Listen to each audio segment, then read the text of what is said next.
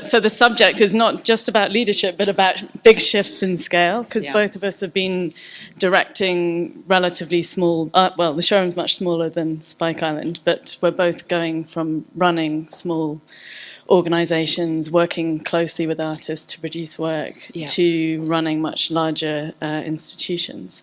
So for me, directing in terms of leadership is really, when you're directing an organisation, it's not only about sort of directing a team, but it's also about producing an organisational vision. And so I was curious with Helen to ask her a difficult question, because it's difficult when you're just embarking on something, about how you're thinking about Tate Liverpool in relation to Tate at large. Yeah, so neither of us have started our new jobs yet, so we just had a really interesting conversation outside about, how is it going? What are you thinking? And I guess for me, it's always about going back to basics and thinking about, what is this organisation's reason for being? So I guess the first question that I started to ask about Tate Liverpool was, within the family of the 4 Tate galleries, what is its role? And it seemed to me that the other 3 galleries have much more specific reasons for being. So Tate St Ives, it's all about the St Ives School and their legacy, and then Tate Britain is British art 1500 to the present day, and Tate Modern obviously has the international contemporary aspect to it. And Tate Liverpool is kind of described, online as British and international, modern and contemporary, which for me was a bit of a potted version of the 2 London Tates. And it felt that wasn't good enough for a city with as much kind of regional pride as Liverpool. So in part it's about thinking about place and the spirit of that place, so Liverpool, but also the North, because another way that people talk about Tate Liverpool is that it's Tate of the North. So for me, it's always been really important to connect to the people who are in and around the gallery every day. So who's your community? Who are the people who will be there, week in, week out, seeing show after show after show, or hopefully seeing show after show after show. So I really want for the gallery to be important to those people, as well as the tourists who will come because it's Tate. And then I think it was thinking about the history of that place. So Liverpool is this port city for years and years and years. It's been Britain's largest port, and historically it's always traded with the rest of the world, sometimes in positive ways, sometimes less positive. And as a result of that, it has these incredible international links. So the first black community in Britain is in Liverpool, the first Chinese community in Britain is in Liverpool.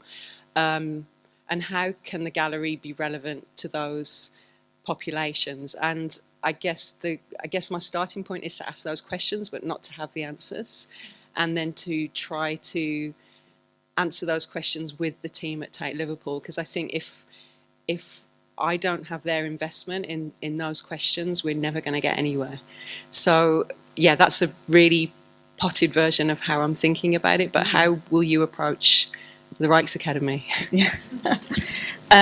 Well, I think first of all, just going, as you were talking, I was thinking about how I shaped the showroom. We moved from East London to West London, and we came to a very particular neighbourhood, Church Street. And so I guess I always think about organisations are in process, and you're always both responding to the kind of needs of artists and art practice and the sector, but also to a local, to ground your work within a local context.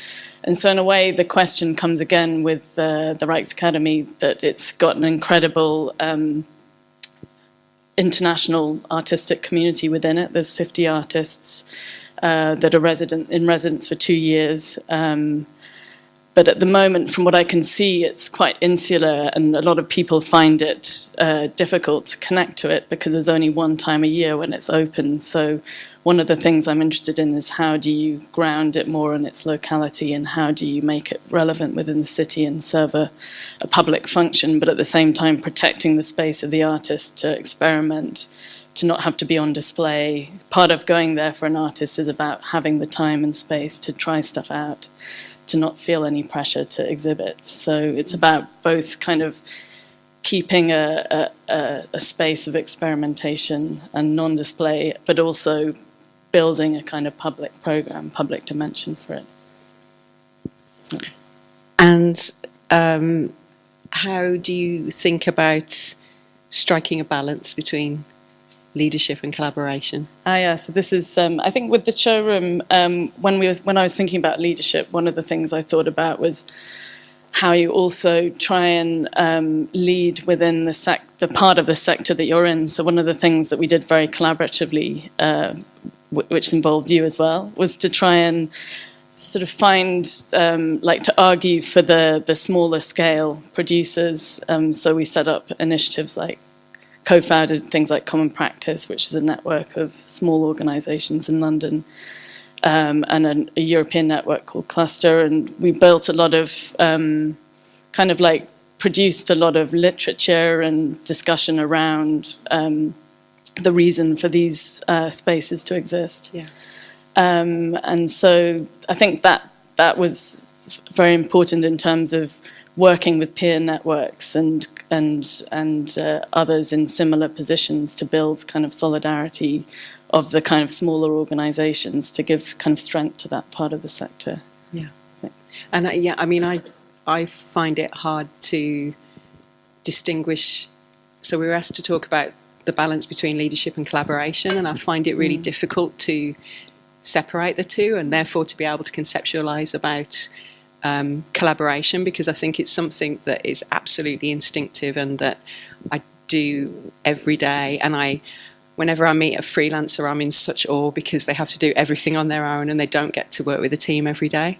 But I think that for me, collaboration is a way in which you can have a much, much greater impact than working on your own. So the kinds of collaborations that Emily's talking about across the sector, we've also been involved with at Spike. So, one of the questions that I was talking about with a lot of peers was around the question of, how are artists managing right now when it costs, I don't know, £10,000 a year to do a BA course or an MA course. And we were encountering so many people who did want to do an MA course, but it wasn't feasible either financially or perhaps because they had children, they couldn't commit to the kind of hours that were demanded.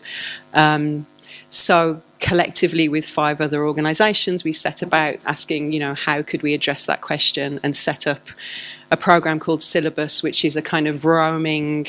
We initially talked about it as an MA alternative, but actually I think it's developed into something quite different and distinct in its own right. But it seemed to be one way that none of us would have been able to answer those questions on our own, but together it felt that it was possible. And I would say the same thing happened with Lubaina Hamid's exhibition last year, which again, if on our own we'd made a good exhibition with a great artist, it would never have had the kind of impact that it had because we chose instead to work with 2 other galleries that exhibited the same artist simultaneously. And that made such a bigger statement about, why we felt Lubaina was an important artist and an important artist to show at that time. So, I think collaboration is kind of implicit to the act of leadership. We had already got a sign that we have to wrap up, but I have a personal question, which is because you're working in an organisation that has studios and you have a lot of artists around and you're very much in the sort of close to making in your work. So it's quite a big shift to go to a museum. So I'm wondering how you're thinking about it, just on a personal level. I think there's huge excitement about the opportunity to work with a collection. And I think, to answer it really quickly, it's not going to be closing the door on working with artists in any way. I'll still be in and out of studios, maybe not every single day. But I guess it's just adopting a slightly different position. And I've always been interested I've always worked regionally. I've never worked in London.